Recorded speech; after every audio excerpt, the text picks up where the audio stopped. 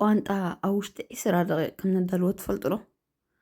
ለንቀነ ቋንጣ ብጣዕሚ ደስ ኢሉኒ ቀኒዩ ግን ካብ ገዛ ኣይነበረንን ሓንቲ መሶ ግን ሚሂዘ ኣብ ውሽጢ 20 ደቂቕ ቋንጣ ኣዳልየ ኣብ ሂወተይ ሙሉእ ጥዒመያ ዘይፈልጥ ቁርሲ ቆሪስና ማለት እዩ። እዛ ቁርሲ እዚኣ ናይ ሰንበትና ዝነበረት ቁርሲ እያ ክጥዕም ማለት እያ። ቋንጣ ብቅጫ እዚኣ ክንግረኩም ኣይክእልን እንተትጥዕሙዋ ነይርኩም በሊዕኩም ኣይምፀገብኩማ ነይርኩም። ቋንጣ ማዕርኩም ክንደይ ጥዑም ምዃኑ ትፈልጡ ኢኹም ኣፀቢቅኩም ማለት እዩ። ግን ብፍላይ ኣብ ስደት ኮንካ ቋንጣ ከተዳሉ ብጣዕሚ ትሽገር ኢኻ ማለት እዩ። ፀሓይ በይ ከተንቁፆ ፀሓይ ኣላ እንዳበልካያ ንፋስ መፅእ ንፋስ ኣላ እንዳበልካያ ከዓ ፀሓይ መፅእ ማለት እዩ። ግን ካ ገሊኡ ሰብ ኣብ ኦቨን ቋንጣ ሰርሕ ግን እንታይ ብላካ ከዓ 8 ሰዓት ሙሉእ ወይ ልዕሊኡ ገለ ብላኺ 8 ሰዓት ሙሉእ ኦቨን ወሊዕካ ክትብስሎ ይኹነልካ ጥዑይ ኣይኩነልካን ዘይትፈልጥ ከዓ ሽግር እዩ። ብዝኾነ ሎማዓንቲ ኣነ ግን ኣብ ውሽጢ 20 ደቂቃ ኣዳለየ ከመይ ዝበለት ቁርሲ ናይ ሰንበትና ቆሪስና ማለት እዩ። ንዓኹም ከዓ ክሪአኩም እየ ሸር ምግባር ፅቡቅ ስለዝኾነ ማለት እዩ። ብዝኾነ ቅድሚዛ ቪድዮ ምጅመራ ግን መጀመርታ ሳብስክራይብ ጌርኩም ጀምርዋ እዛ ቪድዮ ፅቡቃት እቶም ሳብስክራይብ ትብሉን ዘለኹም ፈለው ትብሉን ዘለኹም ድማ ደጋጊመ ብልቤ መስግነኩም ማለት እዩ። ኣብ ፌስቡክን ኣብ ቲክቶክን ትሪእዎ ዘለኹም ድማ ፈለው ምባል ኣይትሕመቑ ኢኹም ቅድሚዛ ቪድዮ ምጅማራ ማለት እዩ። ብዙሓት ሰባት ላይክ ጌርኩም ለይትወፂኹም ሽዑ ክሪእኩም ከለኹቶም ላይክ ዝገበርኩም ላይክ ኣፈለው ዘይበልኩም ኒኹም ማለት እዩ። ስለዚ ፕሊዝ ላይክ ክትገብሩለይ ከለኹም ኣብታ ላዕለያ ዘለካ እታ ፈለው ጥውቕ ኣብልዋ ኢኹም ፅቡቃት እንትገብሩለይ ዘለኹም ትባዕ ድማ ደጋጊመ ብልቤ መስግነኩም ናብ ኣሰራርሓ እዛ ቪድዮ ክወስደኩም ኮልሱ በዚ ካ ጓል ሓቂፈ እንደ ዘኮልሰኩም ዘለኹም ምጥዓም ኣብነ ብዝኾነ ኮልሱ ሕጂ ናብ ተሰራርሓ ክወስደኩም እየ ምሳይ ፅንሑ። መጀመርታ ዘድልየኒ ዓቕን ስጋ ቀሪቡ ኣለኹ ብዚ እሶኩም ከከም ብዝሒ ፋሚልኹም ከተብዝሕዎን ከተውሕድዎን ትኽእሉ ኢኹም። ኣነ ብዚ ብዓቕን ናይ ስድራ ገይሩ ኣለኹ። ቅመማት ድማ መጀመርታ በርበረ ፀሊም ተጠቂሙ ኣለኹ። ቀፂለ ድማ ሽጉርቲ ፃዕዳ ጥሑን ኖርማል ክጥቀም እየ ማለት እዩ። ቁሩብ ዘይቲ ጌርና ሽዑ ፅቡቅ ጌርና ክነወሃህዶ ኢና። ሕጂ ብዚ ዘይቲ እንተዘይብዛሕናሉ ሓሽ ምክንያቱ ድሕርካ ቁሩብ ጠስሚ ክንገብረሉ ኢና መሊስና ድማ ነቲ ሽጉርቲ ብዘይቲ ስለንቀልዎ ዘይቲ ኣብዚ ኣይነብዛሓሉ። ኣብዚ ድማ ቁሩብ ፓብሪካ ተጠቂሙ ኣለኹ ማለት ሕጂ ቀመማት ድሌትኩም ክትጥቀሙ ትኽእሉ ኢኹም ዘለኩም ኣነ ዘለኒ ዝጥቀም ዘለኹ። ሕጂ መጀመርታ እንታ ክንገብሮ ፅቡቅ ጌርና ነቲ ስጋ መታንቲ ቀመማት ፅቡቅ ገይሩ ከብሎ ክወሃድ ንውሽጢ ገለማ ተንቃቱ ፅቡቅ ጌርና ምስ ጌርና ብኢድና ጌርና ሕውስ ኣቢልና ፅቡቅ ጌርና ክነቀመሞ ኢና ማለት እዩ። ቀፂልና ድማ ከምዚኣ ጌርና ማለት ሕጂ እዚ ኣብ ኤር ፍራየር ይክከብ ስለሆነ ን20 ደቂቕ ወይ ልዕሊኡ ድኾን ድማ እንዳገማጠልክን መጀመርታ ፅቡቅ ጌርክና ኣብስልኦ ማለት እዩ። ኣብዚ ድማ ቅጫ ክንሰንግት ኢና። ቅጫኻ መጀመርታ ሓንቲ ኩባያ ፊኖ ተጠቂመ ኣለኹ። ሓንቲ ኩባያ ድማ ስገም ተጠቂመ ቁሩብ ጨው ገይረ ድማ ከምዚኣ ጌርና መጀመርታ ፅቡቅ ጌርና ክንለውሳ ኢና ማለት እዩ። ሕጂ እቲ ስጋና እቲ ቋንጣና እንዳገላበጥና ነብስሎ ኣለና መታን ፅቡቅ ጌሩ ክበስለና ማለት እዩ። ሕጂ ኣብ ኤር ፍራየር ኣብሲሉ ነቲ ቋንጣ ዝበልክኹም ብጣዕሚ ከዓ ፅቡቅ ገይሩ በሲሉ ልክዕ ከምዚ ቋንጣ ኮርሾም ፀሓይ ምስ ንቀፅክያ ቋንጣ ልክዕ ከምኡ ስካብ ዝኹን ፅቡቅ ጌርና እንዳገላበጥና ወላ 20 ደቂቕ እንተውሒድዎ ከዓ ትውስኻሉ ማለት እዩ። እንዳገላበጥኩ ሕጂ ምሽ እንዳበሰላሕ ኣውፅአ ነቲ ክስታይ ግምጥል እንዳበልኮ ብኩሉ ወገኑ ማለት እዩ።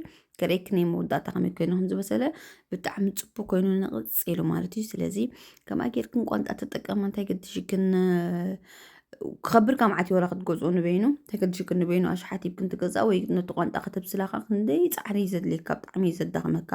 ስለዚ እንታይ ገድሽክን ትዳኸማ ከምኣ ጌርክን ቋንጣ ክንግበራ ማለት እዩ። ኣብ ውሽጢ 20 ደቂቕ ከመይ ዝበለ ቋንጣ ማለት እዩ። ከምኡ ኣይረኣኹን ኣነ ፈትና እያ ክንዚኣ ክጥዕምካ መዓት ማለት እዩ።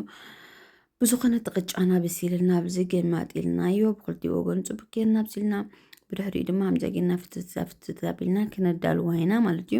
ኣብዚ እቲ ቪድዮ ክጥዕመኒ ኢለ መጀመርታ ቅጫ እንዳብሰልኩ ገለ ነቲ ቪድዮ ብንበይኑ ገይረልኩም እምበር ማዕረ ድማ ሽጉርቲ ሰኺተ ኣለኹ ማለት ንኣሳልጦ እስክን ከምኡ ኣይትገብራ።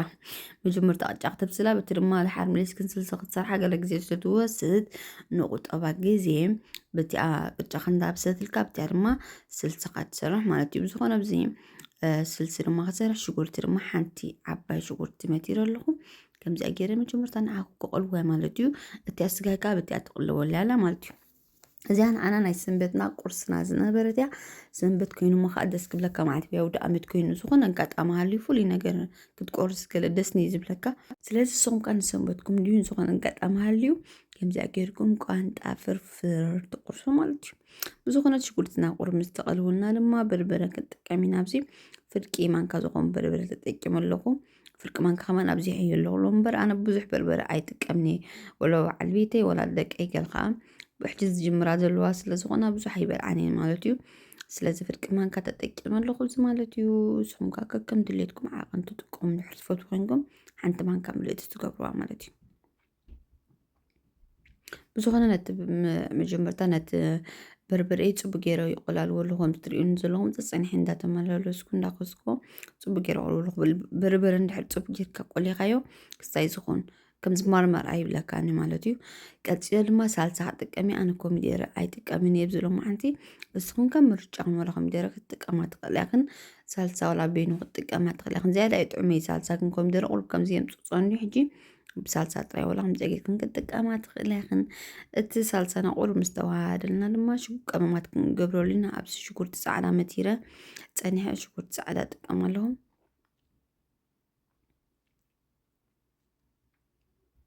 ቀፂለ ድማ መረቕ ደርሆ ሓንቲ ከምኡ ድማ በርበረ ፀሊም ቁርባ ዝማሪኖ ንቑፅ ጥሉል ተለኩም ካ ዝበለፀ ዝያዳ የጥዕሞ ማለት እዩ ብዝኾነ ተንቀማማተይ ኩለን ከምዚኣ ገይረ ኣዋሃድ ኣቢልየን ማለት እዩ እታ ስጋይ ከዓ ርአይዋ ከመይ ኮይኑ ነቒፁ ዝርእይዎ ትሪእዎ ኣለኹም ልክዕ ከምዚ ናይ ኩስታይ ኮርሸም ኮርሸም ዝብል ማለት እዩ ብጣዕሚ ፅቡቅ ኮይኑ ኣብስለ የብልዮ ፅቡቅ ኮይኑ ነቒፁ 20 ደቂቕ ወይ ከዓ እንድሕር 20 ደቂቃ ፅቡቅ ኮይኑ ዘይበሰለ ትውስኹላ ቁርብ ማለት እዩ ትውስኹላ ኣብ ኣጌርኩም ኣብሲልኩም ረእይዎ ከመይ ዝበለ ቋንጣ ከመይ ዝበለ ቋንጣ ናይ ብሓቂ ክትጥዕም ማዓትያታ ቋንጣ ማለት እዩ ቀፂለ ድማ ኣብዚ ጠስሚ ተጠቂመ ኣለኹ ፍርቂ ማንካ ሕጂ ዘይቲ ነቲ ናይ ኤርፍራየር ዘይቲ ዝነበረ ኩሉ ኣብኡ ትጎምጥልዎ ትሰስጉ ወሲድክን ዘይቲ እንድሕር ፀሪሉ ፀኒዕክን ኣይትጎምጥልዎ ብዚ መታን ከይበስሓክን ማለት እዩ ብድሕሪኡ ከዓ ቅጫና ከምዚኣ ጌርና ፈትፊትና ፀናሕና ዳሊና ወዲእና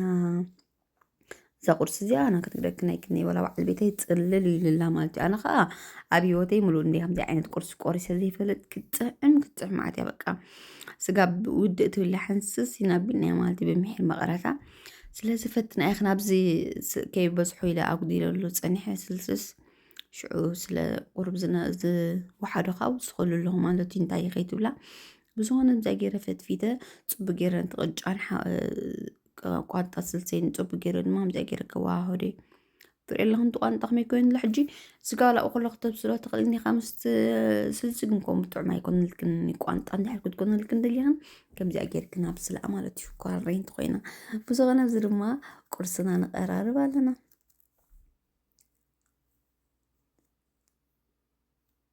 እዚኣ ሰሪሕ ክንፈትና ኢኽና ኣብ ኮመንት ንገራና ካብ መቐረታ ማለት እዩ ብላዕልካ እንቃቑሖ ኣብሲለ ፀኒሐ ብዚ እንቃቑሖ ገብሩ ኣለኹም ክጥዕም ማዓት እዩ ወላ ከም መባልዕ ትገብርኦ ትኽእላ ኢኻ ገደሊኹም ርግኦ ከም ምርጫኽን ማለት እዩ ሕጂ ንካ በዚ ከዓ ቁሩብ ርግኦ ቀሪብ ኣለኹ ማለት እዩ ከምዚኣ ጌርና ሻሂና ቀሪብና ቁርስና ቀሪብና ያ ማለት እዩ ነቐደም በሉ ርኢኻያ ጥራይ ትኽየድና እዚኣ ግድን ክትበልዑ ኣለኩም ክትጥዕምዋ ኣለኩም ከይጣዕምኩምማ መቸም ኣይትኸዱ እንትኾኑ ብዝኾነ ኣብ መጨረሻ ከዓ ነዚኣ መሲላ ማለት እዩ ፅቡቃት ቅድሚዛ ቪድዮ ምውዳኣ ግን መጀመርታ እንታይ ሳብስክራይብ ግብርሉ እዚኣ ቪድዮ እዚኣ እውን ላይክ ግብርሉ ያኹም ኣሕዋት ፈለዉ ምባልካ ኣይትሕመቑ ንዓይ ብጣዕሚ እዩ ዘተባብዓኒ ስለዚ ፈለዉ ኢልኩም ኣተባብዑኒ ክኸልሶኩም እዮም ከይጣዕምኩም ከይትወፂኹም ከይጣዕምኩም ላይክ ይገበርኩም ፈለዉ ከይበልኩም ምውፃእ ኣይትፍቀድኒ ካብዚኣ ገዛ ስለዚ ፕሊስ ኣሕዋት ላይክ ጌርኩም ፈለዉ ኢልኩም ዝኾነ ርእቶ ዘለኩም ድማ ኣብ ቦታ ኮመንት ፅሒፍኩም ትወፅእ ትኽእሉ ኢኹም ሓንቲ ከዓ ትኽልሱ ማለት እዩ ብዝኾነ ብካልእ ቪድዮ ክሳብ ዝምለሰኩም ሰሰናይ ንዓኹም ክኽልሰኩም እየን ቅድም ከይትወፁ ኣይክለስኩም ኩሉ ሲኦም ፅቡቃት ባይ